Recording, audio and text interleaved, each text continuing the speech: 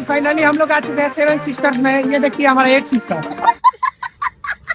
तो गाइस यहाँ पे इतना मजा आ रहा है ना गाइस, क्या बोले आपको।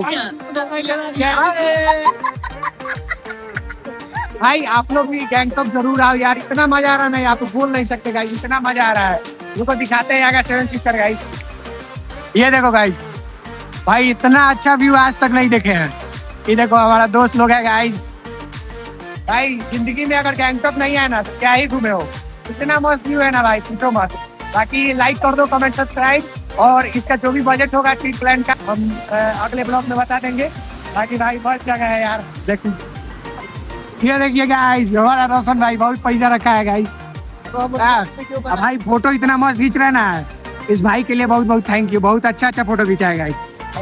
फोटो क्लिक करवाना है गाइस, ब्लॉग में नहीं कर रहा है गाइस। अरे ब्लॉग आ जाओ भाई, आ जाओ। अब अच्छा लग रहा है गाइस।